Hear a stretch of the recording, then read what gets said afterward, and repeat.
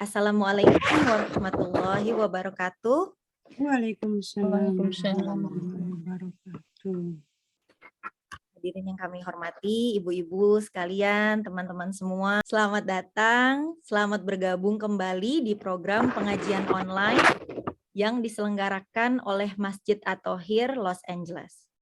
Kali ini kita akan menyimak materi yang akan disampaikan bersama Ustazah kita, Ustazah Dedeh Agustina. Alhamdulillah Ustazah Dedeh sudah hadir dan ibu-ibu sekalian, materi yang akan disampaikan kali ini adalah fikih puasa bagi wanita di bulan Ramadan. Baiklah, kita mulai dengan membaca Bismillahirrahmanirrahim. Kita bersihkan hati kita supaya mudah memahami ilmu ini. Robbi zidni ilma warzuqni fahma. Bismillahirrahmanirrahim. Assalamualaikum warahmatullahi wabarakatuh. Alhamdulillah, puji kehadrat, syukur kehadrat Allah Subhanahu wa Ta'ala. Hari ini saya diperkenankan kembali bertemu dengan ibu-ibu semua dari LA, ada yang dari Las Vegas, tadi ada dari mungkin dari San Francisco, mungkin pokoknya dari mana-mana deh, Masya Allah ya. Memang yang namanya ibu-ibu LA ini benar-benar LA ya, LA dari Lenteng Agung sampai LA Los Angeles tuh semuanya nyambung gitu, Masya Allah ya. Dan alhamdulillahirabbil alamin kita bertemu di bulan Sya'ban ya, bulan yang kalau menurut para sahabat Rasul ya, kebiasaan para sahabat Rasul kalau sudah masuk bulan Rajab dan Sya'ban, mereka tuh udah mulai berlomba-lomba gitu, udah berlomba-lomba untuk apa? Untuk persiapan menyambut bulan suci Ramadan. Gitu.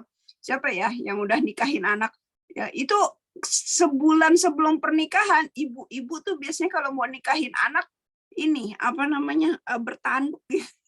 Karena bingung, pusing gitu ya, ini belum ini gimana, apalagi zaman sekarang, zaman pandemik seperti ini, kita harus mikir siapa yang diundang, siapa yang enggak, karena keterbatasan jumlah gitu, jumlah tempat dan lain sebagainya, akhirnya kebingungan, kalau ini enggak diundang nanti gimana, kalau ini yang diundang nanti yang ini enggak. Nah, seperti itu, Masya Allah ya. Jadi hal ini membuat kita mungkin akan berpikir, nah sama kita akan menyambut bulan suci Ramadan juga seharusnya gitu. Dari sekarang kita udah mulai persiapan. Misalnya ada orang bilang, besok Bu Desi mau dibawa toko emas dan Ibu Desi boleh ambil emas sebanyak-banyaknya, tapi cuma dalam waktu 15 menit, tapi boleh ambil emas sebanyak-banyaknya. Saya mau tanya, apa yang Bu Desi akan lakukan? Malam itu pasti bisa tidur nggak ya? Besok saya mau dapat emas nih. Ya, ambil aja semampunya kalau ada waktu, ada kesempatan. Ya, jadi nggak ada dipikirin dari malam, dipikirin strateginya gitu nggak? Kayaknya enggak. Ibu boleh ulang pertanyaannya, Bu? Maaf. Kalau Ibu Ilvana dapat telepon ya, besok Ibu jam 9 pagi akan dibawa ke toko emas dan silakan Ibu ambil emas itu sesuka Ibu, terserah Ibu lah ya, dalam waktu 15 menit. Apa yang akan Ibu lakukan? Ya mungkin ini ya, yang saya pikirkan itu apa yang harus saya lakukan gitu. Apa? Persiapan-persiapannya apa yang kalau misalnya saya udah benar-benar di depan ataupun di dalam toko emasnya, apa yang harus saya lakukan gitu, Bu. Mungkin meraup sebanyak mungkin, semaksimal mungkin. Assalamualaikum Bu Ustazah, saya Waalaikumsalam. Tatin dari Los Angeles. Oh, Mbak Tatin, Masya Allah. Ya, Mbak Tatin, apa yang Mbak Tatin? Kalau saya udah siap-siap itu dari tadi malam tidur gasik, biar bangun pagi, bawa tas besar, ke tokonya pagi sekali, biar nggak sampai telat. Harus mikir emas apa yang bisa cukup banyak dan dapat banyak dalam waktu 15 menit. Jadi dari malam udah atur strategi? Iya. Soalnya kalau ketelatan nanti bangunnya telat, tokonya udah buka, saya belum sampai gitu kan. Kalau perlu nggak tidur ya? Kalau perlu nggak tidur, udah kayak lagi nunggu iPhone yang baru itu kan di depan toko. Bulan Ramadan itu kan bulan penuh keberkahan kan? Ya, bulan penuh keberkahan, bahkan bukan saking berkahnya itu sampai para sahabat itu menunggu-nunggu Dan bahkan kalau para sahabat, ya bulan Ramadan itu sengaja mereka nggak ada kegiatan usaha apapun. Gitu. Kenapa? Karena mereka menganggap bulan Ramadan ini bulan berkah, bulan yang sayang untuk dilewatkan. Ya, dan kalau ketika di akhir Ramadan mereka menangis, ya Allah, bisakah tahun depan kami bertemu lagi dengan bulan Ramadan? Nah, lalu sikap manusia atau sikap Muslim pada umumnya ketika menyambut bulan Ramadan ada beberapa hal.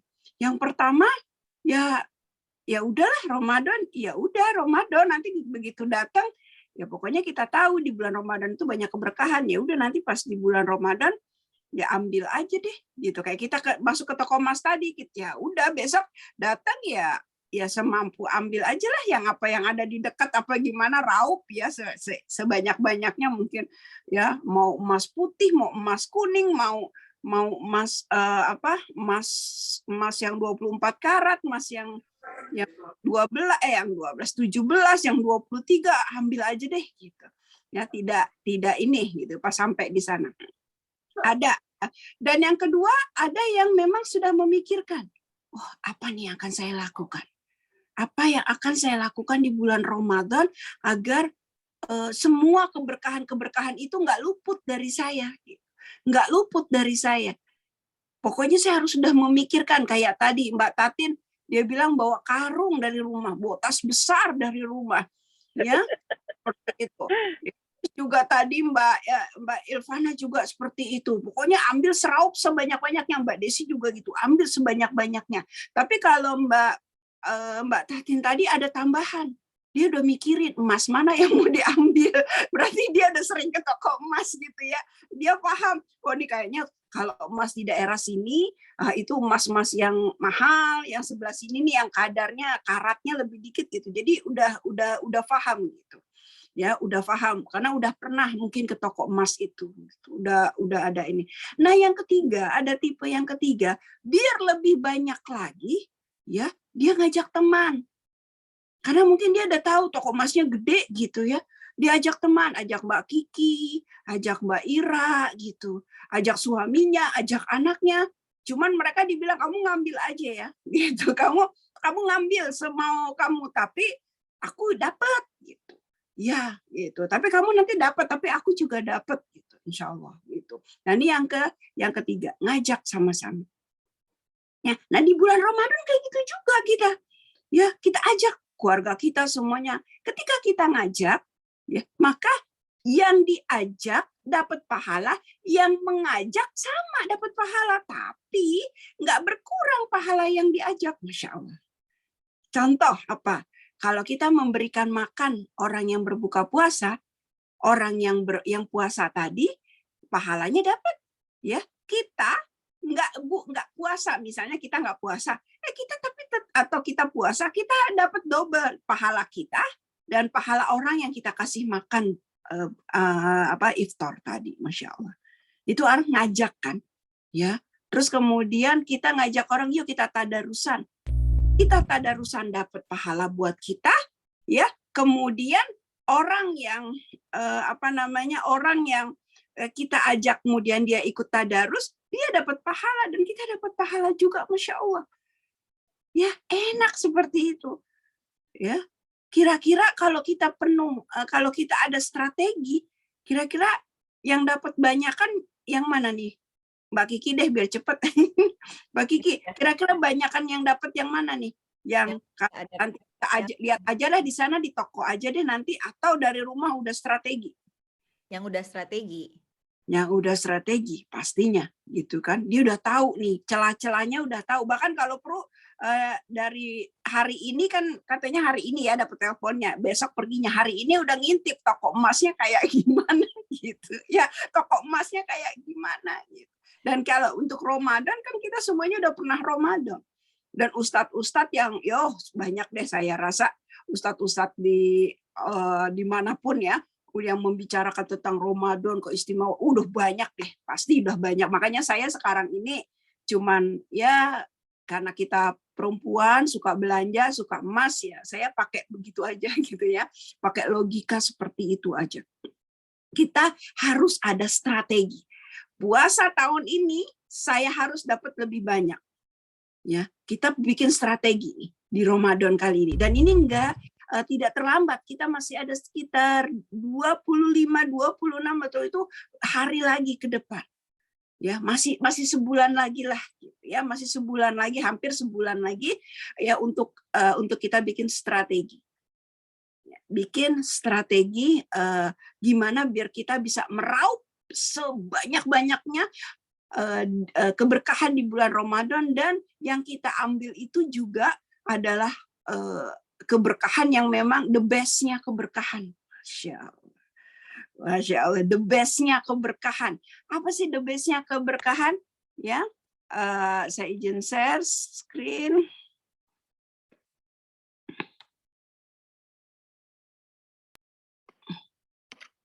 Ya, nah ini keberkahan di Ramadan tuh apa aja? Ya, pahala berlipat. Wah, pasti. Man shoma Ramadana imanan wahtisaban ghafirallahu ma taqaddama min dzambi.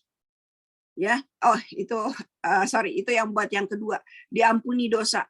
Ya, yang kedua. Kemudian yang pertama, pahala berlipat. Rasulullah mengatakan, jika engkau berpuasa di bulan Ramadan, maka pahala atau perbuatan yang engkau lakukan di bulan biasa pada bulan Ramadan itu berlipat. Meskipun ada yang mengatakan ini hadisnya dhaif karena ada salah satu perawinya yang tidak diakui seperti itu. Ya, tapi kita bolehlah, kita tidak mengatakan ini kalau memang itu untuk amannya, kita nggak mengatakan ini hadis ya, tapi ada yang mengatakan seperti itu. Pahalanya berlipat di bulan Ramadan. Bahkan kalau kita dapat, kalau yang ini hadisnya sahih, kalau kita dapat beribadah di satu malam, yaitu di malam Lailatul Qadar, Allah menjanjikan, ini Allah sendiri yang bilang dalam surat Al-Qadar, ya, inna anzalnahu fi Lailatul Qadar, dikatakan seperti 1000 bulan pahalanya. Masya Allah. Wow. Mungkin kalau di toko emas ini sejenis apa ya? Sejenis emas batangan. Ya kayak gitulah mungkin, terus ada permatanya gitu ya. Saya tidak tahu tentang perhiasan sih, Bu. Mohon maaf.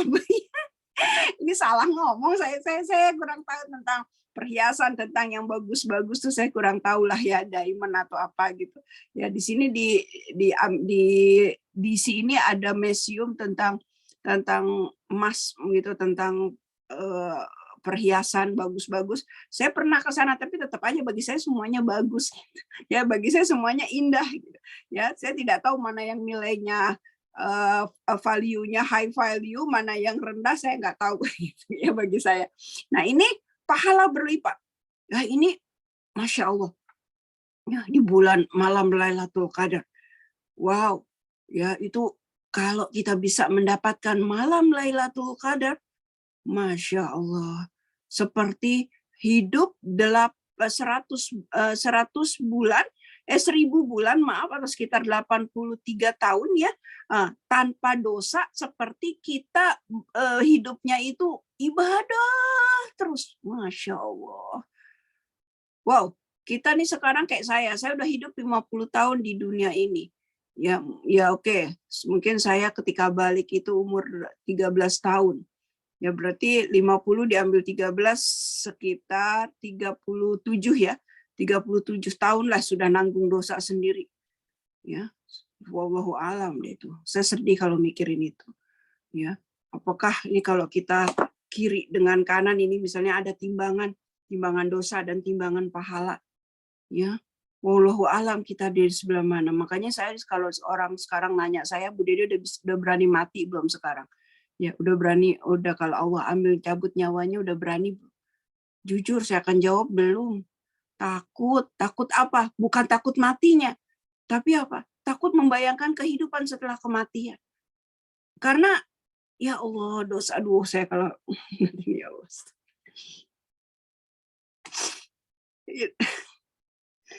Dosa kita banyak banget dibandingkan pahala kita. Satu aja sholat isya deh tadi, kita sholat isya. Ya, sholat isya kita mungkin dari 4 rakaat, mungkin kita cuma dapat 1 rakaat. Mungkin kita dapat cuma pahala Fatihahnya aja.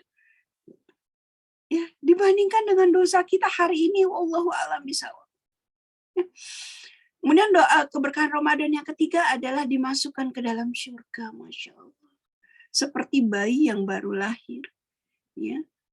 Kalau seseorang meninggal dia dalam keadaan berpuasa, ya, maka dia akan mendapatkan surga dari pintu siapa? Dari pintu Ar-Royah. Itu adalah keberkahan Ramadan kita. Ya, itu adalah keberkahan terbesar ya di bulan Ramadan. Dan 3 keberkahan ini, masih banyak keberkahan yang lain, ini the best-nya keberkahan lah ya seperti itu. Sayang kalau kita tidak ambil. Sayang kalau kita tidak ambil. Nah, caranya tadi kita harus ada strategi. Nah, strateginya adalah kita harus punya ilmu. Ya, kita harus ada ilmunya. Nah, ilmunya yang pertama kita tahu dalam surat Al-Baqarah ayat 183 sampai 185 Allah mengatakan bahwasanya kita diwajibkan untuk beribadah, berpuasa sebagaimana diwajibkan orang-orang terdahulu. Ya, juga kemudian kita tahu ibadah bulan Ramadan itu harinya khusus, hanya di bulan Ramadan. Bukan di bulan lain. Jadi yang namanya bulan Ramadan, ya ibadah puasa Ramadan itu waktunya sempit. Ya, waktunya ma'dudat, ya terbatas. Ya, terbatas, ya sama kayak tadi kita ke toko emas, cuman dikasih 15 menit. Ini juga gitu. Hanya dikasih 1 bulan, 30 hari, 30 malam. Ya, karena itu kita akan banyak mendapatkan hal-hal, tapi karena kita manusia kita pasti akan mendapatkan kesulitan sedikit gitu ya, rintangan. Nah, di dalam ayat 183 sampai 185 ya itu dikasih tahu kalau kamu begini maka kamu harus begini, kalau kamu sakit. Nah, insya Allah sekarang kita akan belajar sedikit, tapi saya rasa ini hanya sekedar mengingatkan. Saya lebih senang kita diskusi ya. Nah, permasalahan yang pertama yang wajib puasa siapa? Yang wajib berpuasa adalah wanita yang sudah balik. Yang sudah balik artinya sudah haid. Ya, sampai dia meninggal. Ya, itu harus wajib puasa. Jadi begitu dia balik, maka dia wajib puasa. Lalu kalau anak-anak kecil gimana? Anak-anak kecil yang belum balik kalau mereka puasa, kayak anak-anak kita, cucu-cucu kita kalau mereka puasa, pahalanya buat yang ngajak mereka puasa. Masya Allah. Ya, kalau yang ngajak orang tuanya, pahalanya untuk orang tuanya. Kalau yang ngajak guru ngajinya, maka pahala buat guru ngajinya. Maka Masya Allah. Ya, apalagi kalau anak-anak kita sudah puasa, terus mereka ngafalin Quran, terus mereka berbuat baik di bulan Ramadan. Masya Allah orang tuanya. Saya nggak ngebayangin. Aduh, Masya Allah deh. Ya. Nah, sekarang kemudian yang selanjutnya, wanita yang haid dan nifas gimana puasanya? Ya, wanita yang haid dan nifas ya dia nggak boleh puasa. Ya, kalau dia lagi haid dan nifas dia nggak boleh puasa. Walaupun misalnya jam 8 azan maghrib misalnya ya. Nggak jam 8 deh, jam 8 lah, nanti kan udah ganti jam ya. Jam 8 azan maghrib atau jam 7, setengah 8 azan maghrib. Ternyata begitu ke kamar mandi jam 7 haid. Tetap itu tidak dihitung. Tetap harus diqadha. Ya, sayang Dede orang udah puasa dari subuh sampai jam 7 malam gitu ya.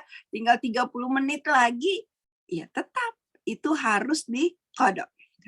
Tapi insya Allah kalau mau hitung-hitungan pahala, dapat pahalanya. Tapi tetap harus diqadha.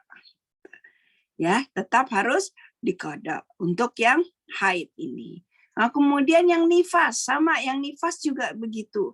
Ya, dia harus mengqadha puasanya.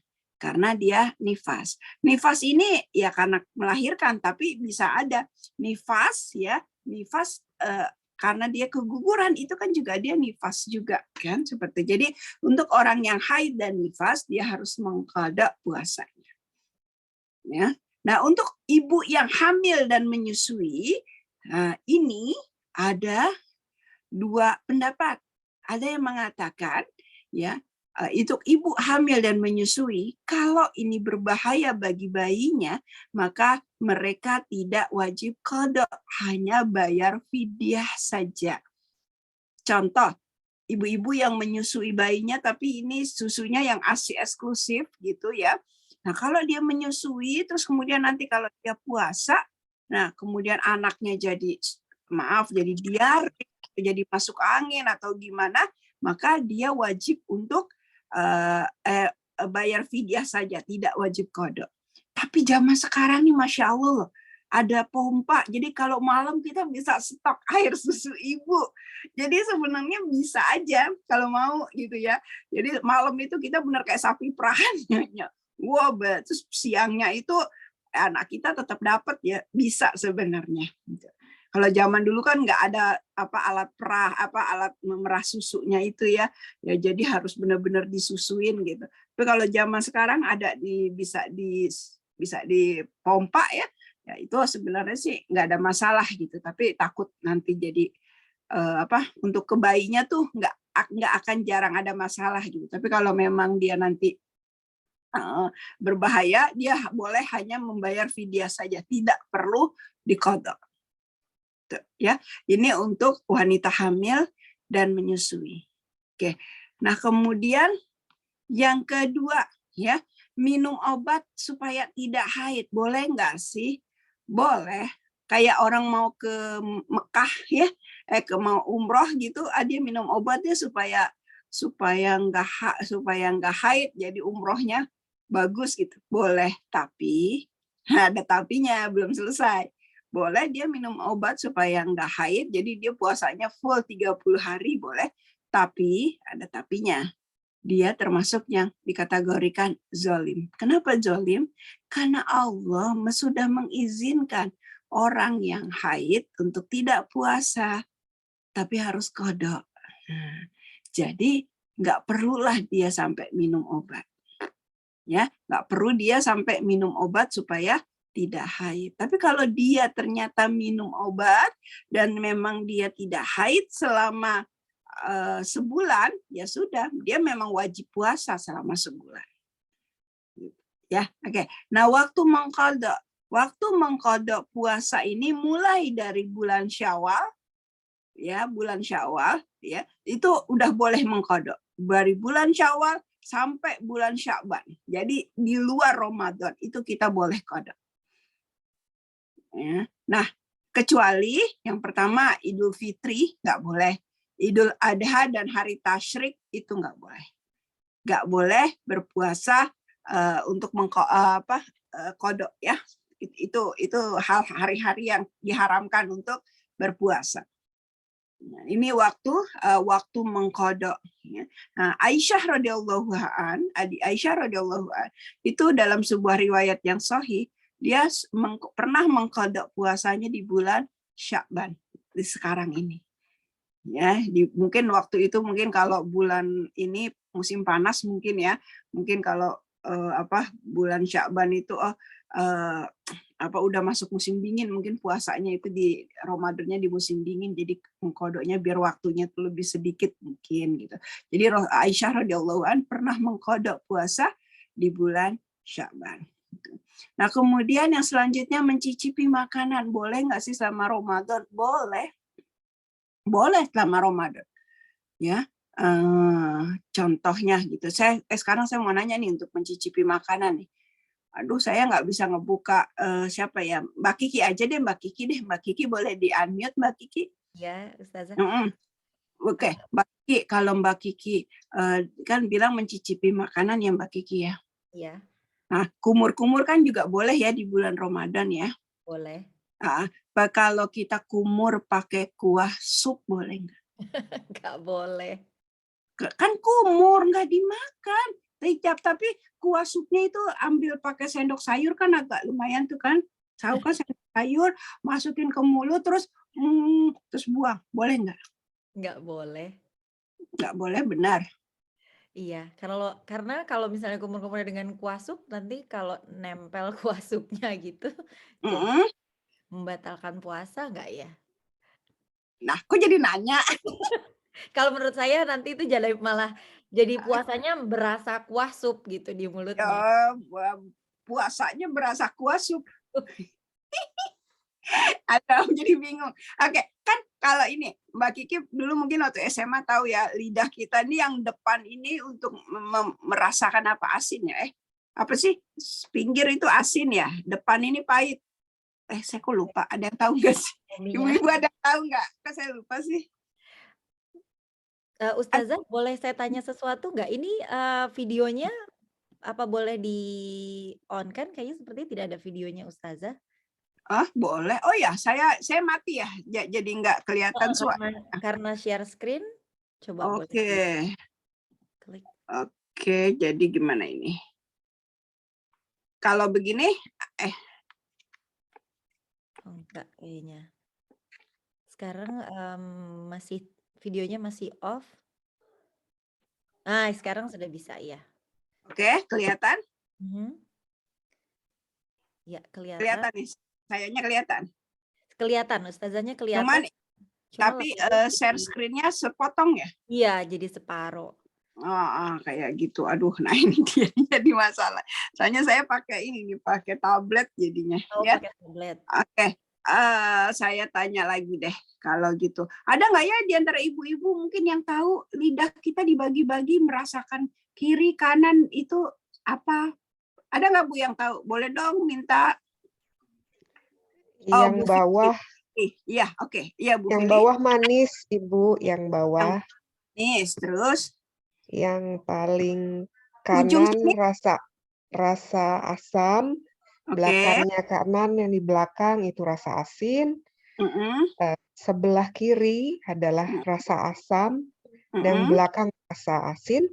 Di tengah yang belakang adalah rasa pahit. Jadi kalau ujung lidah itu apa? Yang paling depan manis. Manis. Paling belakang pahit. Nah, kan kalau kita mau ngerasain sup, kan asin yang mau kita rasain kan? Ya udah kita kumur aja pakai itu. Bu Herlina Habib bisa jawab? Boleh nggak? Gimana Bu? Boleh nggak? Assalamualaikum. Waalaikumsalam. Kumur pakai kuah sup.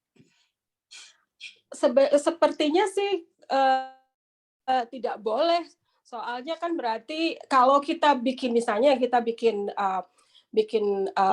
manisan atau bikin mie manisan gitu, cuma ditutulin di ujungnya aja kan, ujung itu untuk rasa manis. Kalau kumur semua berarti kan nano-nano semuanya kejangkau, jadi itu nggak bermaksud menyicipin. Ya. Oke, baik, terima kasih ya.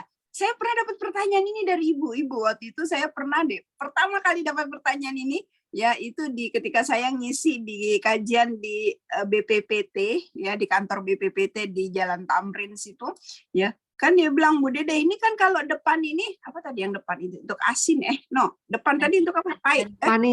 Manis. Kan depan ini untuk manis. Kita kan kalau nyobain sayur sop kan di bagian, di bagian bawah ya asinnya. Asin belakang. Apa sih? Ya, bagian kanan kiri. Oh, kanan kiri. Ya, kiri. Kan gimana caranya Bu Dede itu? Berarti ya kalau gitu kita kumur aja, kan boleh kumur di bulan Ramadan. Saya bilang, Masya Allah, pertanyaannya ini bagus juga nih, karena yang bertanya orang yang memang ahli ini ya, maksudnya beliau seorang teknokrat gitu kan, yang di BPPT kan rata-rata teknokrat. Ya, benar. Ya, memang tidak boleh. Ya, betul ibu-ibu tadi mau saya cek kayak gimana, ilmunya udah bagus nih. Betul, tidak boleh. Ya, betul kata Mbak Kiki tadi, tidak boleh untuk kita mencicipi dengan cara mengkumur pakai kuah. Kenapa? Sebab ya meskipun nanti kita buang lagi, kita ditakutkan itu ada yang ada yang masuk ke dalam kerongkongan kita, kayak gitu, Masya Allah ya. Nah kemudian lanjut, berhubungan badan dengan suami. Apa maksudnya berhubungan badan dengan suami? Mohon maaf, berhubungan badan di sini adalah bertemunya dua alat kelamin tanpa pembatas. Paham ya Bu? Kalau nggak paham saya bingung neranginnya gimana lagi. Ya, berhubungan badan. Oke, saya masak ya. Berhubungan badan dengan suami tanpa adanya batas. Kalau ini terjadi di bulan Ramadan, maka harus membayar kafarat. Apa kafaratnya? Bagi suami berpuasa 60 hari tidak boleh putus. Misalnya dia udah puasa 57 hari, terus kemudian dia sakit. Ya, dia sakit, akhirnya ya 1 hari itu nggak berpuasa, deh hari ke-58 gitu dia nggak puasa. Besoknya harus diulang dari awal. Wow, 60 hari. Ya, tapi kalau istri hanya memberikan makan 60 orang miskin untuk istri itu. Ya, ini makanya hati-hati nih ya. Tapi bukan berarti ketika ya, ini di siang hari aja ya, bukan di malam ya. Ini hanya khusus untuk siang hari. Tapi kalau yang lain kayak dicium mungkin ciuman ya kayak kiss bae gitu ya, ya kalau mau pergi atau apa ya itu nggak masalah gitu, seperti itu. Oke. Terus kemudian itikaf juga di bulan Ramadan ini, Masya Allah, saya wallahu alam ya, kalau di masjid saya ada itikaf buat ibu-ibu. Ya, tapi nggak tahu kalau di masjid At-Tahir apa sudah dibolehkan itikaf untuk Ramadan tahun ini, wallahu alam untuk ibu-ibu. Ya, nah ini boleh nggak sih ibu-ibu atau wanita itikaf? Boleh. Boleh, jangan pernah kalian larang, ya, jangan pernah kalian larang wanita-wanita kalian untuk itikaf di bulan Ramadan. Gitu ya. Jangan pernah kalian larang. Ya. Jangan pernah kalian masih ini. Ustazah, share-nya hilang. Ya, share-nya memang saya hilangin. Ya. Jangan pernah kalian larang wanita-wanita kalian ke masjid. Jadi boleh, tapi kalau memang di rumah kita ada anak kecil dan anak-anak itu besoknya masih harus sekolah, ya sudah nggak apa-apa, kita itikaf di rumah aja, perempuan. Dan apa yang harus kita lakukan di rumah? Memperbanyak membaca, ya Allahumma innaka afuwun karim tuhibbu afwa fa'fu anni.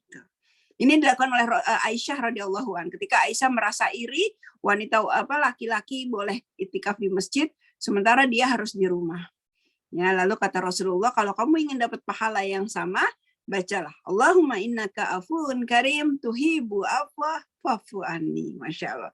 Insya Allah. Bisa nggak sih dapat malam Lailatul Qadar? Insya Allah.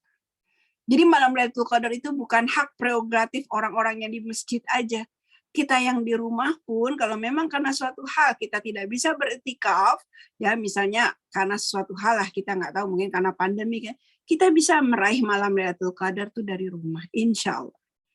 Saya pernah ada sebuah kisah, ya. Kisah ini kisah nyata dari salah seorang dulu ibu dari artis Indonesia, tapi sekarang beliau jadi diplomat, ya. Kalau nggak salah, maaf ya kalau saya salah gitu ya. Marian Cemantau, mungkin zaman kita dulu nih, ini yang usianya ketahuan deh kalau yang kenal beliau. Kalau Mbak Kiki sih kayaknya nggak kenal. Ya, ada nggak di sini ibu-ibu yang kenal nih? Nah, ibu beliau, orang Sulawesi, itu sakit lumpuh. Nah, kemudian ya suster lah seperti itu. Suatu saat di bulan Ramadan, ya, ibu ini bangun dari tempat tidurnya, pergi ke kamar mandi sendiri, wudhu, dan kemudian dia sholat dalam keadaan berdiri. Susternya kebangun, kaget, dan berteriak. Ya, semua orang datang berteriak dan semuanya menangis ketika melihat kejadian di depan mata. Ibunya sholat, saya lupa, pokoknya ada ya. Ibunya sholat dalam keadaan berdiri. Begitu ibunya selesai sholat, ibunya bilang, kenapa pada nangis? Terus mereka bilang, Mama tahu nggak? Mama kan kemarin dalam keadaan apa ya istilahnya, mama kan dalam keadaan sakit, lumpuh, kok sekarang mama udah bisa berdiri ke kamar mandi sendiri. Ibunya baru sadar, dan itu ibunya. Dan itu terjadi kejadian kapan? Di malam 27 Ramadan. Ya, ini ada di bukunya. Saya ada bukunya tentang keajaiban-keajaiban Lailatul Qadar di zaman sekarang. Ya, saya Masya Allah. Ternyata banyak kejadian-kejadian seperti itu. Ya, suatu kejadian yang memang ya kejadian yang Allah berikan keajaiban itu di malam Lailatul Qadar, karena puncak dari keberkahan itu adalah di malam Lailatul Qadar. Karena itu para orang-orang salih biasanya sengaja malam Lailatul Qadar itu mereka sampai nggak tidur, sampai kalau ketiduran tuh rasanya sayang banget. Karena itulah untuk supaya nggak tidur mereka pergi ke masjid, itikafnya di dalam masjid. Nah, kalau kita perempuan boleh, kalau kita takut kalau di rumah nanti ngelihat kasur tuh bawaannya tarikan kasur tuh kuat sekali gitu. Kita buat mungkin mau itikaf di ruang tamu mungkin ya, atau gimana yang di rumah ya, seperti itu nggak apa-apa. Ya, pokoknya gimana caranya supaya kita malam tersebut kalau bisa Masya Allah kita berusaha sekuat tenaga, terutama khusus di malam-malam ganjil di 10 hari terakhir ya. Itu kita jaga benar-benar. Kita jaga benar-benar ya Allah, semoga kita dapat malam Lailatul Qadar. Ya, alhamdulillah jika dapat, maka saat itu kalau kita berdoa Allah akan ampuni, ya Allah akan kabulkan dan Allah akan ampuni semua dosa-dosa kita yang telah lalu. Sehingga kita begitu kita masuk Idul Fitri, kita seperti bayi yang baru lahir, Masya Allah. Ini kalau diibaratkan kita masuk ke toko emas, ya seisi emasnya ya itu sampai tong sampahnya bisa kita bawa gitu, Masya Allah ya, semuanya bisa kita bawa, Masya Allah ya. Kalau perlu toko emasnya jadi milik kita itu, Masya Allah ya. Semoga kita semua menjadi orang-orang yang beruntung setelah selesai dari Ramadan. Saya rasa cukup sekian, kita enaknya tanya jawab aja seputar Ramadan, silahkan. Ya, baik. Alhamdulillah. Ustazah Dede, terima kasih paparannya. Baik, langsung saja kita mulai sesi diskusi ini. Kami persilahkan jika ada pertanyaan, bisa angkat tangan atau unmute, dan juga bisa di chat melalui tulis melalui chat. Mohon pertanyaan diajukan secara singkat, padat, dan jelas. Kami mulai dengan satu pertanyaan dulu. Kira-kira siapa yang mau bertanya, ibu-ibu sekalian? Atau sudah paham kayaknya soal Ramadan ya? Assalamualaikum, boleh nggak saya tanya? Ini Kris. Oh, Ibu. Mbak Kris, Masya Allah. Kabar? Alhamdulillah baik. Silakan. Ustazah, saya mau nanya, ada nggak spesifik, maksudnya tanda-tanda Lailatul Qadar gitu, spesifik ya? Terus yang kedua, saya mau tanya, maksudnya ada nggak, maksudnya jelasin spesifik puasa kita tuh diterima sama Allah gitu. Terus yang ketiga saya mau nanya, lebih mana diutamakan bayar hutang atau puasa Syawal? Oke. Ya. Itu aja udah 3. Makasih banyak. Ya, sama-sama, Masya Allah. Ya, ini ya untuk malam Lailatul Qadar ini ya. Dari ini berdasarkan hadis ya, itu pagi harinya, tapi nggak sepanjang pagi ya. Jadi begitu dari mulai sunrise ya, mulai dari sunrise sampai setengah jam lah ya, itu cerah, langit tidak ada awan, dan kelihatannya itu memang cerah gitu ya. Terus juga tidak ada angin ya, tidak ada angin, tapi tidak panas. Misalnya ini terjadi di musim panas gitu ya, misalnya Ramadan ini terjadi di musim panas, dia sejuk tapi sejuknya tidak, sejuknya itu bukan sejuk yang dingin, bukan karena angin, tapi sejuk karena memang udaranya.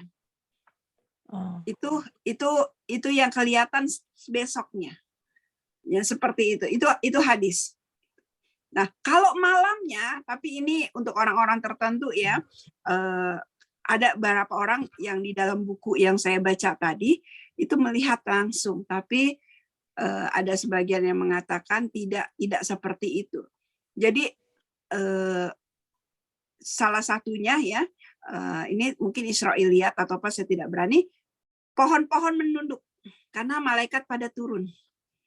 Jadi kelihatan pohon itu merunduk seperti ini, pohon-pohon yang tinggi, pohon-pohon kayak kalau di Arab itu pohon-pohon kurma lah gitu, menunduk gitu seperti ini. Bukan pohonnya jadi bengkok gitu, enggak, tapi agak kayak merunduk gitu.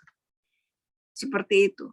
Ya, tapi ya wallahu alam, kalau yang itu saya belum pernah lihat. Tapi kalau untuk yang cerah ya, itu setiap pagi, setiap Ramadan, kok setiap pagi, udah berapa kali Ramadan ini ya, itu kalau kami di masjid pas bangun, ya kayaknya semalam nih gitu, karena memang semuanya ngerasa iya nih kayaknya semalam nih Lailatul Qadar, karena memang kejadian dan itu paling cuma setengah jam deh, setelah itu ya sudah selesai gitu.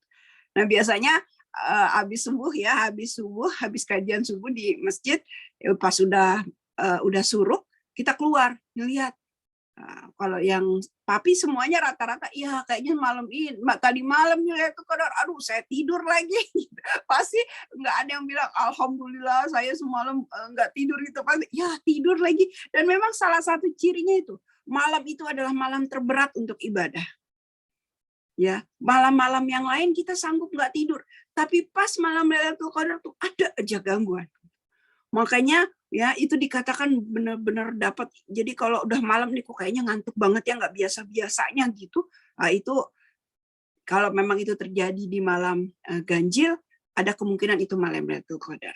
Nah, tapi kalau menurut daripada Abu Hurairah, dari hadis yang dari Abu Hurairah radhiyallahu anhu, dikatakan carilah malam-malam ganjil, carilah Lailatul Qadar di malam ganjil. Ya. Sementara dari periwayat lain, dari hadis yang diriwayatkan dengan riwayat lain, itu dikatakan carilah di malam 27. Jadi kalau dia sudah mentakyin, sudah menentukan Lailatul Qadar itu di malam 27. Tapi saya lebih mengambil pendapatnya pendapat yang dari Abu Hurairah, carilah malam Lailatul Qadar di malam-malam ganjil. Seperti itu, Ibu. Insya Allah. Ya. Terus apa lagi tadi yang kedua ya? Saya lupa. Spesifik itu apa, tanda-tanda spesifik ya, tanda-tanda puasa kita diterima sama Allah tuh gimana di tanda-tandanya? Ini sama dengan tanda-tanda haji kita diterima oleh Allah Subhanahu wa taala. Ini sama, yaitu apa? Kita jadi lebih dekat dengan Allah. Kita jadi lebih, iman kita tuh jadi lebih naik. Ya, ini di sini ada yang ibu-ibu pernah umroh nggak? Ya, siapa ya? Ibu Kris pernah umroh Kak? Belum, insya Allah. Belum, insya Allah. Ada nggak di sini yang pernah umroh? Itu kalau habis pulang umroh, itu bawaannya kita kayak gimana ya? Kayak gimana ya perasaannya, beda gitu ya, beda pas pulang dari. Ada nggak di sini yang mau berbagi? Enak deh kalau sambil tanya jawab. Ada nggak yang udah pernah umroh? Boleh di unmute. Oh nggak ada yang oke deh, nggak apa-apa, mungkin takut ini ya. Itu bawaannya beda, suasana hatinya tuh beda gitu. Nah seperti itu kita bisa merasakan iman kita naik. Ya, iman kita naik. Nah, itulah yang terjadi di malam, itulah yang bisa dirasakan kalau ibadah puasa kita makbul, diterima Allah. Sama seperti ketika ibadah haji kita makbul. Karena itu, makanya para sahabat itu dari bulan Rajab, ya, itu ibu-ibu bayangkan ada kart ya, di sini ada kart. Ini yang ke sini ini tanggalnya ya, yang ini keimanan, nilai keimanan kita, yang yang vertikal nilai keimanan, yang horizontal ini tanggal bulan ya. Kalau kita ya bayangkan ya gimana gitu ya. Bayangkan dari bulan Rajab kita udah persiapan untuk menyambut bulan suci Ramadan. Ya, kita mulai latihan sholat tahajud agak lama, kita mulai baca Qur'annya agak banyak gitu ya. Dari kebiasaan kita, maka keimanan kita naik nih 30%. Ya, 30% naik. Kemudian ditambah lagi di bulan Sya'ban, kita perbanyak puasa. Ada hadisnya kan, perbanyaklah puasa di bulan Sya'ban. Karena Rasulullah SAW itu seakan-akan puasa 1 bulan penuh, seakan-akan. Saking banyaknya Rasulullah puasa sunnah di bulan Sya'ban. Maka naik jadi 60. Sehingga begitu 1 Ramadan, keimanan kita itu sudah di 60%. 1 Ramadan. Nah, terus ya, Ramadan kan apa ya? Banyak sekali kan keimanan, masjid banyak kajian, hampir setiap hari ada kajian. Belum buka puasa, belum tadarusan. Masya Allah. Ya, jadi keimanan kita naik di level 90. Pas 10 hari terakhir, ya, keimanan kita digenjot lagi, apalagi kalau bapak-bapak itikaf. Sehingga begitu 1 Syawal, keimanan kita 100%. Keimanan kita 100%. Nah, begitu Syawal, biasalah kalau Syawal ya semua orang ngalamin ya, agak turun tuh sedikit. Kenapa? Kebanyakan makan kalau banyak yang buka rumah ya. Mungkin kalau sekarang udah banyak kali ya yang open house gitu kan. Karena ya akhirnya malam tuh agak berkurang sholat tahajudnya. Biasanya pas Ramadan sholat tahajudnya 11 rakaat. Sekarang turunlah jadi 2 rakaat sama 3 witir gitu. Ya karena kekenyangan. Tapi seturun-turunnya, karena kita tadi di 1 Syawal itu 100% keimanan kita tinggi banget, keadaan keimanan kita, level keimanan kita lagi tinggi banget. Jadi meskipun turun sedikit, masih tetap terjaga keimanan kita. Bayangkan kalau kita persiapannya pas dari 1 Ramadan. Berarti 1 Ramadan level keimanan kita masih di 0. Nggak ada persiapan apa-apa. Kayak tadi, mau ke toko emas nggak ada persiapan apa-apa. Maka, begitu selesai Ramadan, kita cuma bisa meraih mungkin sekitar 40%. Di 1 Syawal, ya, di akhir Ramadan, kita paling cuma meraih 40%. Habis gitu kita turun lagi. Ya, Syawal, turun sedikit. Ya, tambah. Hilang nanti gitu.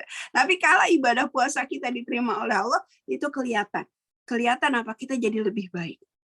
Ya, saya di sini ada ibu-ibu ketika Ramadan dia ikut tadarusan, tapi karena dia belum bisa baca Quran, akhirnya dia dengerin aja. Begitu selesai Ramadan, dia ikut kelas ini di kami ya, di masjid kami, dia ikut kelas tahsin. Ya, ikut kelas tahsin dari Iqra, dari mulai alif, ba. Alhamdulillah Ramadan tahun ini dia udah bisa baca Quran. Meskipun masih terbata-bata, enggak masalah. Tapi artinya apa? Ibadah puasa dia di bulan yang lalu, di tahun yang lalu itu makbul insya Allah. Kenapa? Ada perubahan. Kemudian dia pakai kerudung, dia pakai jilbab, terus dia belajar baca Quran, Masya Allah. Itu kelihatan, ya, kelihatan bahwasanya hidup dia jadi lebih baik gitu. Ya. Nah, kemudian tadi pertanyaan ketiga, boleh nggak ganti puasa, mana yang didahulukan, ganti puasa sunnah? Ganti puasa atau puasa Sita Syawal. Oke. Ya. Saya jawab dengan menggunakan usul fikih. Dalam usul fikih ada yang namanya ibadah itu berdasarkan waktu, ada yang mahdudah yang terbatas, dan ada yang muasa. Muasa itu luas. Kalau kayak sholat itu luas. Ya, boleh sholat di awal waktu, boleh sholat di akhir waktu, boleh sholat di tengah-tengah waktu. Ya. Tapi kalau Ramadan itu puasanya cuman di bulan Ramadan. Kalau di luar bulan Ramadan namanya bukan puasa Ramadan. Gitu. Nah, begitu juga dengan puasa begitu juga dengan puasa Syawal. Barang siapa, hadisnya kan, barang siapa yang puasa Ramadan, kemudian dia teruskan dengan puasa 6 hari di bulan Syawal, maka dia seperti berpuasa setahun penuh. Yaumud Dahr, puasa setahun penuh. Ya. Tapi waktunya masalahnya cuma di bulan Syawal. Di luar bulan Syawal nggak bisa. Ya, nah misal kita ada orang yang kalah puasanya sampai 15 hari, mungkin ada yang kalah 15 hari. 15 hari kalau bagusnya memang diganti dulu Ramadannya, ya, dikodok dulu, habis itu dia baru puasa Syawal. Tapi ya karena di Indonesia ada kebiasaan, ya, ada kebiasaan ada kebiasaan untuk silaturahmi, makan-makan dan lain sebagainya. Akhirnya puas, terus belum lagi kita perempuan haid. Nah, ini kan akan sulit gitu kan. Ini gimana? Nggak kekejar kalau harus nggak kodok dulu terus baru puasa 6 Syawal, nggak kekejar gitu. Ya. Maka kita mengambil pendapat ini mungkin ya kalau ada yang mau lebih jelas, saya mengambil pendapat daripada Ustadz Adi Hidayat, ya, juga kemudian Ustadz Firanda, ya, juga kemudian Ustadz almarhum Syekh siapa yang meninggal kena COVID itu, siapa yang dulu ditembak di sini pakai yang ditusuk itu, Syekh Jabir, Ali Jabir, ya. Beliau mengatakan, ya, ini juga ada ininya juga berdasarkan hadis tadi Aisyah radhiyallahu an mengganti puasa kodoknya itu di bulan Sya'ban, berarti kan udah hampir 10 bulan kemudian gitu kan, ya. Maka mendahulukan puasa sunnah Syawal itu lebih utama daripada kodok. Gitu. Ya, jadi dulu kan puasa sunnah Syawal daripada kodok. Kenapa? Karena ya ustadz-ustadz ini berpendapat, ya, mengambil pendapat bahwasanya puasa sunnah tidak boleh digabung dengan puasa wajib. Niat puasa sunnah tidak boleh digabung dengan niat puasa wajib. Jadi kalau puasa wajib ya puasa wajib, puasa sunnah gitu. Jadi ya udah kalau mau puasa Syawal dulu, nanti setelah itu kodoknya bisa di bulan lain. Tapi kalau kita meninggal gimana? Belum sempat puasa kodok. Nah, kalau kita udah meninggal, belum sempat kodok, makanya kalau kita ada kodok puasa, kasih tahu ahli waris kita. Ibu kalah berapa? Mamah kalah berapa? Kasih tahu suami, kasih tahu anak kita. Kenapa? Mereka nanti membayarkan fidyah untuk kita. Itu bisa.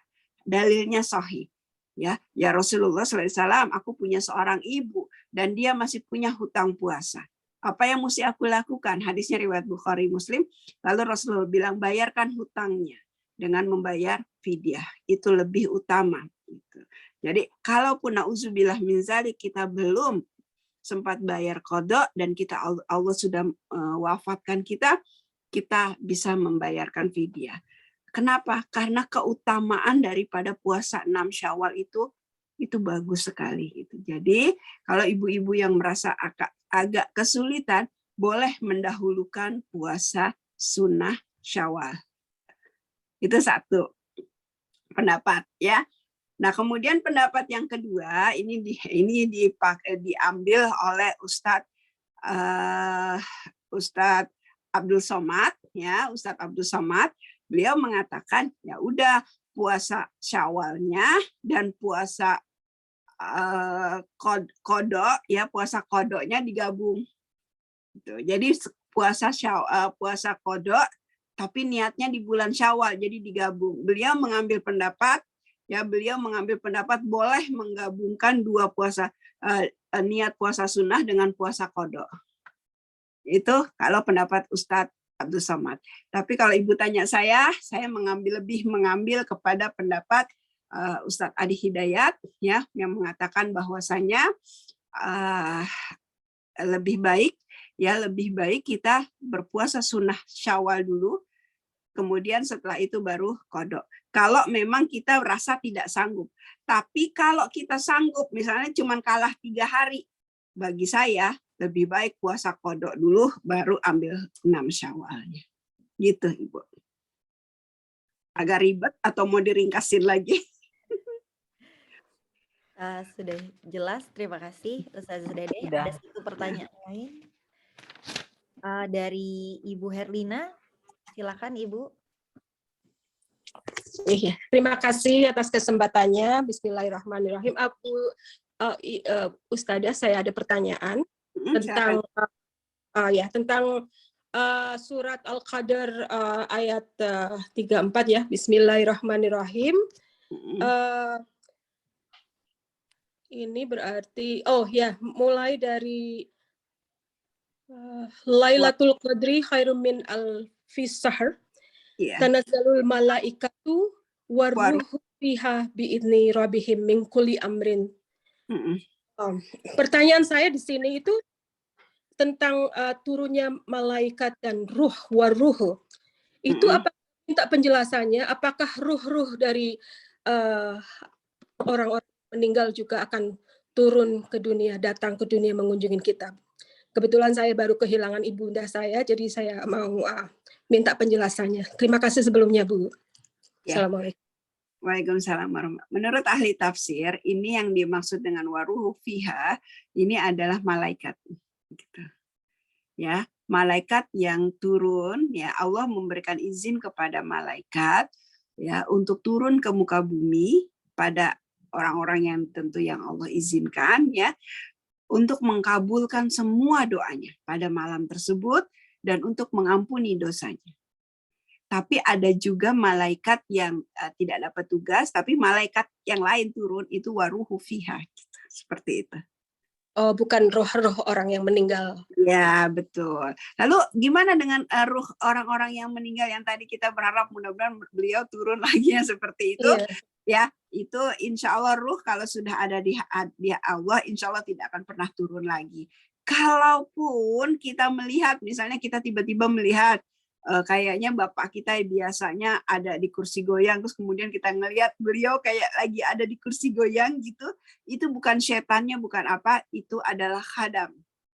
Khadam itu kita kan setiap kita, bahkan Rasulullah sendiri itu punya punya jin satu gitu, khadam ya, yang mendampingi kita. Gitu. Nah, kalau kita sudah kita sudah diangkat ke langit sama Allah, maka sudah kembali kepada Allah, maka khadamnya itu menunggu sampai akhir daripada kehidupan dunia ini. Karena setan memang diizinkan sama Allah ya untuk hidup sampai akhir umur manusia, sampai akhir dunia, seperti itu. Lalu bagaimana kalau ibu merasa kehilangan orang tua, kalau kehilangan itu adalah saat malam-malam yang paling berharga untuk kita berdoa agar orang tua kita diberikan kelapangan dalam alam kuburnya. Ya, nggak hanya malam Lailatul Qadar, dari malam awal Ramadan. Saya secara pribadi ya, itu pernah dinasehatin sama guru saya waktu saya di Mesir gini, Bu. Dedeh tahu nggak? Ini pakai bahasa Mesir ya, tapi saya kan kalau pakai bahasa Arab kan ibu nggak paham. Ya, Dedeh tahu kan doa orang yang berpuasa itu makbul. Ada hadisnya, ada 3 doa yang tidak terhijab. Tidak terhijab itu artinya dikabulkan Allah ya, pasti dikabulkan. Itu orang yang musafir, orang yang berpuasa hingga dia berbuka, dan yang ketiga orang yang dizolimi. Nah, kalau Ramadan berarti doa dari ketika kita berpuasa siang sampai kita mau berbuka puasa itu saat yang makbul buat berdoa. Karena itu ini ustazah saya waktu saya di Mesir itu dia bilang, kamu bikin list doa-doa. Kayak kita mau ke Saudi, kalau kita mau umroh kan kita bikin list ya untuk kita baca nanti di Raudhah, baca di Multazam gitu. Nah, untuk Ramadan juga saya pribadi dulu sama guru ngaji saya itu disuruh bikin list doa untuk apa? Untuk kita baca sebelum kita berbuka puasa. Saya pingin apa nih? Nah, ini termasuk strategi nih. Saya pingin apa? Oh, saya pingin apa gitu ya. Tulis. Nanti pas mau buka puasa jangan semua, misalnya kita punya list 30, jangan ngebacain ya Allah saya pingin ini ya itu doa gitu ya 30 nanti lama, nanti malah nggak jadi nyunah. Ya satu. Misalnya kita punya 30 keinginan, ya udah kita baca satu keinginan itu setiap mau berbuka puasa sebelum kita memakan kurma tersebut. Jadi bismillah, terus kita doa. Ya, insya Allah. Ya, nah kita mungkin salah satu di antara doa kita, ya Allah, kayak ya saya juga udah tidak ada orang tua ya, ya Allah lapangkan kubur kedua orang tuaku. Nah mungkin besok ya Allah berikan kedamaian kepada kedua orang tuaku di alam kuburnya. Mungkin besoknya, atau kalau kita lagi berinfak ke masjid, ya ketika kita berinfak ke masjid, ya itu langsung berdoa, ya Allah, ya berikanlah ya Allah dengan doa, ya dengan tawasul aku berinfak ini, maka berikanlah kepada kedua orang tuaku rezeki di alam kuburnya. Seperti itu. Ya, banyak sekali bisa, insya Allah. Ya, oke. Terima kasih Ustaz. Insya Allah. Ya, Ustazah Dede, apa boleh satu pertanyaan lagi? Silakan. Ya, dari Ibu Firdaus, silakan. Assalamualaikum Ibu. Waalaikumsalam, terima kasih. Ustazah, sedikit nih ada pertanyaan. Tapi ini pertanyaan gini, kita kan pernah muda ya pada semuanya ya. Nah, waktu kita muda, kita terus terang, kalau saya ya, belum sepaham seperti sekarang. Masih banyak main, masih banyak begitu ya. Terus kita kan puasa ya. Tapi kan kadang-kadang namanya anak muda ya, remaja gitu. Puasanya kadang-kadang kan belang-belentong ya. Nggak pernah bayar utang, nggak ngerti lah. Disuruh sama ibu, tapi ngebohong, biasa kan ya. Ini pengalaman pribadi. Nah, pada zaman-zaman saya masih muda, itu saya tidak pernah bayar puasa, terus terang aja. Nggak pernah bayar utang puasa. Saya membayar utang puasa setelah saya kuliah. Ya, begitu saya kuliah, saya mulai agak dedek gitu ya. Mantap iman ya. Udah mulai bagus lah, agamanya udah mulai bagus. Karena juga kebetulan bergaul dengan orang-orang bagus juga. Nah, sekarang bagaimana tuh puasa kita yang masih remaja itu, kita nggak pernah bayar gitu.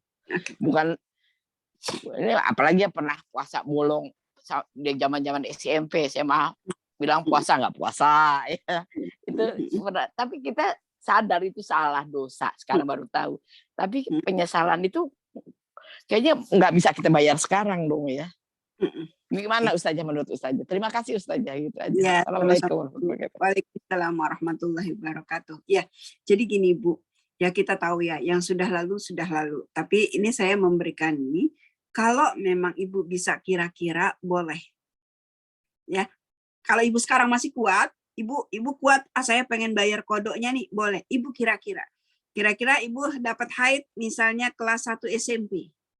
Tadi kan Ibu bilang dari kuliah, berarti dari 1 SMP sampai SMA sekitar 6 tahun ya. Ya, 6 tahun. Anggaplah seandainya memang waktu dulu tuh belum pernah ganti ya. Anggaplah 1 tahun itu 7 kali. 7 kali haid ya, setiap tahun ya, 7 kali haid. Berarti 6 kali 7 adalah 42 hari yang Ibu berhutang tidak puasa. Ya, oke. Ini secara ini yang benar-benar karena haid ya, karena haid. Anggaplah 42 hari. Kalau Ibu memang sekarang masih kuat untuk membayar qadha, silakan membayar qadha sejumlah 42 hari ini. Kapan? Ya, nanti kalau kalau setelah Ramadan ini ya Ibu bisa bayarkan qadha itu. Itu yang pertama ya. Jadi kita bayarkan qadha. Tapi kalau kita nggak ingat puas, ini kan gampang ya, ketahuan ya. Haid tanggal sekitar kelas 6 SD atau itu bisa kita hitung gitu. Ya, tapi kalau kita nggak ingat, jangan-jangan dulu kita pernah puasa tapi pernah minum, pernah lagi puasa mungkin lupa-lupa gitu berapa hari tuh gitu. Yang bukan haid, kalau haid kan gampang ya. Kalau yang seperti itu sudah dulu kita minta maaf sama Allah ya. Istilahnya kayak gini. Ini amal kiri ya. Kiri ini amal buruk kita. Ya, karena dulu kita sering ninggal puasa, jadi amal buruk kita berat. Amal ibadah kita amal yang bagus ringan. Ya, jadi lebih berat amal buruk kita lah, nauzubillah min dzalik. Terus kemudian sekarang, tapi kan kita tidak tahu ini berapa jumlahnya. Nah sekarang kita perbanyak puasa sunnah. Kita banyak puasa sunnah, kita banyakin ibadah-ibadah, akhirnya begini. Akhirnya begini posisinya. Yang kiri jadi ringan, karena apa? Amal ibadah baik kita berat. Jadi kita ya. Ini nggak kehapus, tetap ada, tapi karena amal ibadah kita yang sekarang itu lebih banyak daripada dosa kita, maka jadi lebih berat ke kanan. Kalau kita wafat dalam keadaan seperti ini, ya kalau kita wafat dalam keadaan seperti ini, insya Allah kita akan mendapatkan buku dari tangan kanan. Kayak gitu. Kita akan dapatkan buku dari tangan kanan. Masya Allah. Ya, kalau memang seperti itu. Banyak apa? Contohnya yang pernah ya kita baca Quran di bulan Ramadan. Contoh amal baik di bulan Ramadan. Kalau di bulan biasa kita satu huruf itu bernilai 10. Tapi di bulan Ramadan dalam sebuah perkataan ulama itu 70 kali lipat.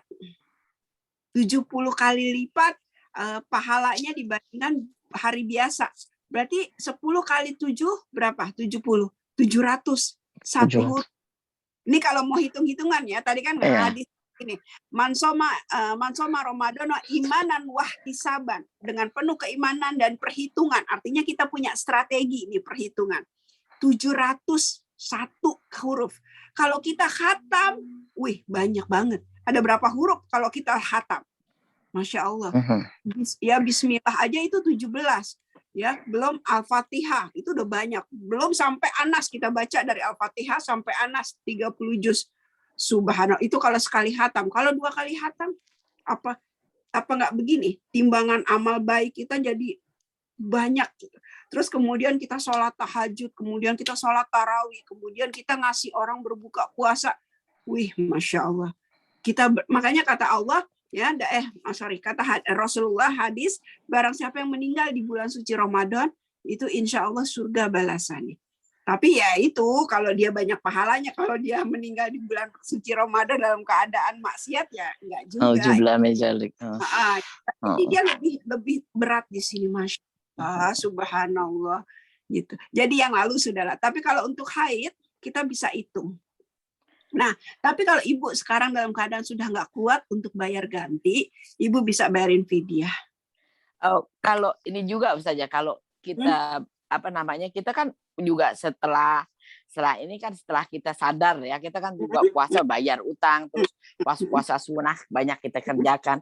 Apa juga itu mungkin kalau dihitung sampai sekarang ya udah lebih dari 40 kita mengerjakan puasa sunnah yang tanpa disengaja gitu. Apakah itu udah kebayar juga Ustazah? Nggak bisa kalau untuk kodok, untuk puasa wajib itu wajib hukumnya niat. Niat ya. Harusnya. Oke, untuk berpuasa, untuk puasa wajib ya, untuk puasa wajib maka niat itu menjadi sebuah rukun dalam puasa. Jadi rukun untuk puasa itu cuma 2. 1, niat, kedua tidak melakukan hal-hal yang membatalkan puasa gitu. Nah, jadi niat itu wajib. Wajib niat ketika kita puasa wajib. Tapi kalau puasa sunnah, misalnya kayak gini, besok nih hari Senin. Iya kan biasa Senin Kamis itu sudah dikerjakan. Kita bangun tidur terus langsung ke kantor, langsung apa? Tiba-tiba ini belum sarapan. Ini hari apa sih? Senin. Udahlah sekalian aja deh puasa Senin Kamis. Boleh. Tapi nggak boleh kalau kita tiba-tiba siang-siang nih hari apa? Udahlah sekalian puasa ganti, nggak boleh. Karena apa? Karena nggak diniatkan dari malamnya. Kalau puasa wajib itu harus niat dari malam gitu Ibu.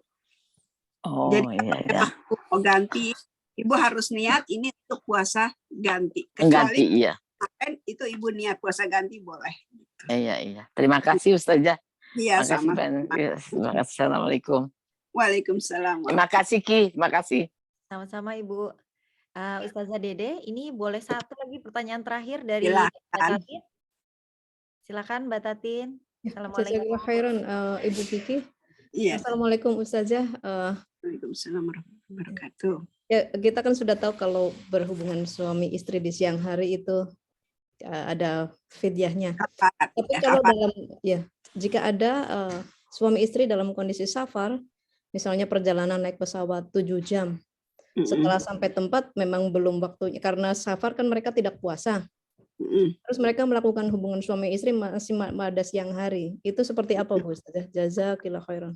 Jajar. Oh, ketika di ininya ya, di transitnya ya. Di transitnya.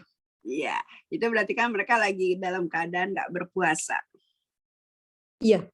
Iya, makan minum aja boleh kan? Betul. Iya, jadi ini dilarang kalau kita dalam keadaan berpuasa.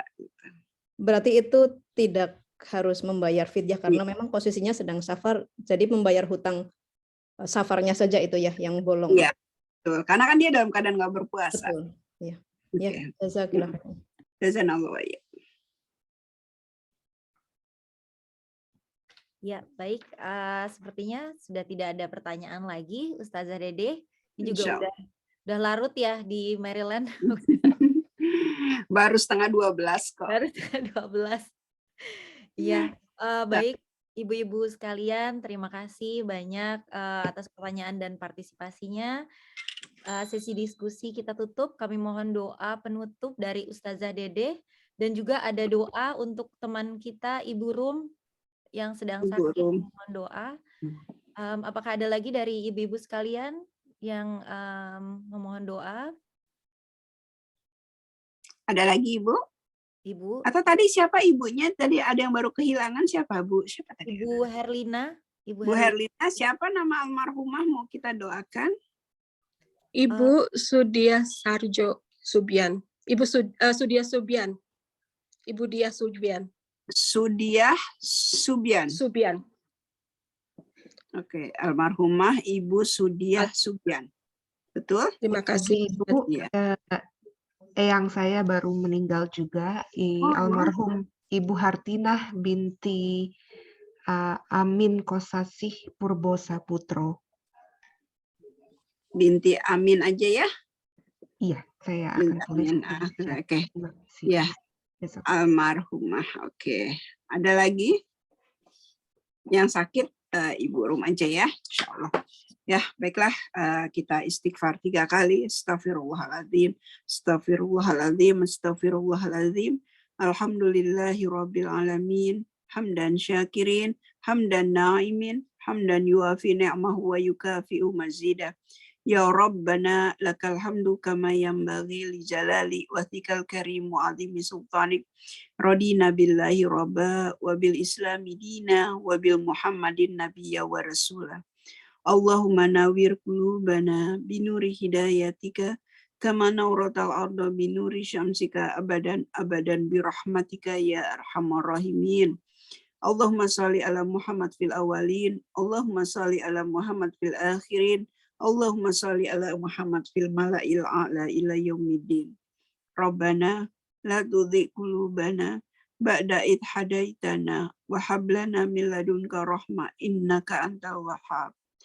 Allahumma antas salam wa minkas salam wa ilaika ya'udus salam fahayna rabbana bis salam wa adkhilna jannata darus salam tabarakta rabbana ya dzal jalali wal ikram. Allahumma sfi li amradi Ibu Rum, Allahumma sfiha anta syafi'ih la shifaan illa shifa'uk la yugadir saqaman. Allahumma arham li arwahi Ibu Sudia Subian, Allahumma arham li arwahi Ibu Hartinah binti Amin, Allahumma arhamhum wa'afihi wa'fu anhum wakrim nuzulahum wa wa'si madkhalahum waksilhum bil ma'i wa thalji wal bar. Ya Allah, ya ilahi Rabb, ampunilah kami ya Allah, ampunilah kesalahan-kesalahan kami ya Allah, berikan maaf-Mu untuk kami ya Allah, kami yang selalu salah dalam membaca Al-Quran, kami yang selalu salah dalam menempatkan makhrajul huruf, kami yang salah dalam menempatkan ayat-ayat-Mu, kami yang pernah salah dalam beribadah kepadamu. Ampuni kami ya Allah. Ampuni kami ya Allah. Ampuni kami ya Allah. Ya Allah, ya Ilahi, berikanlah kepada kedua orang tua kami, ya Allah, kebahagiaan mereka di dunia dan di akhirat, ya Allah. Dan berikanlah kepada kedua orang tua kami yang sudah meninggal dan wafat, ya Allah, kelapangan di alam kuburnya, ya Allah. Berikanlah kepada mereka kasih sayang-Mu, ya Allah.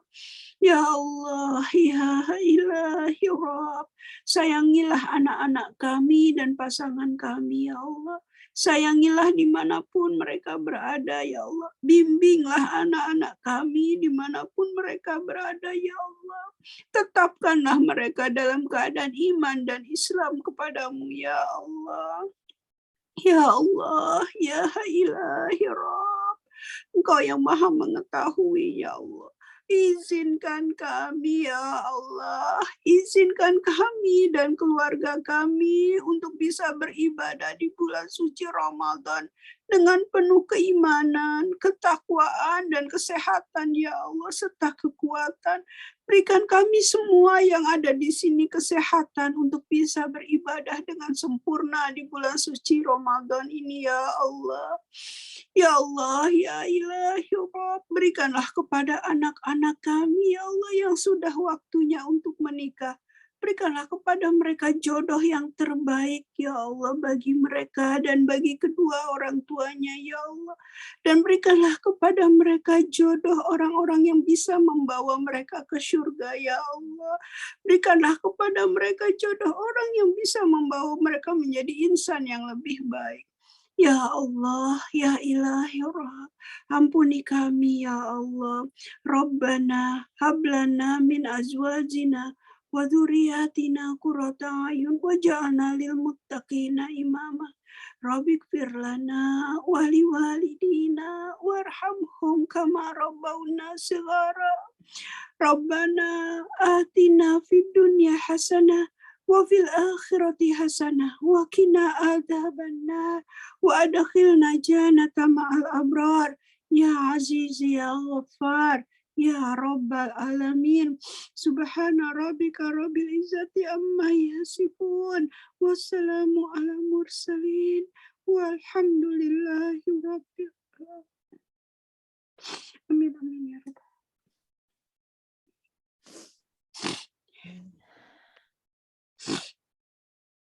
Amin. Amin, amin ya Rabbal Alamin. Baik, hadirin ibu-ibu sekalian, alhamdulillah sekian acara kita hari ini. Kami ingin mengucapkan terima kasih, jazakallah khair Ustazah Dede Agustina atas ilmunya.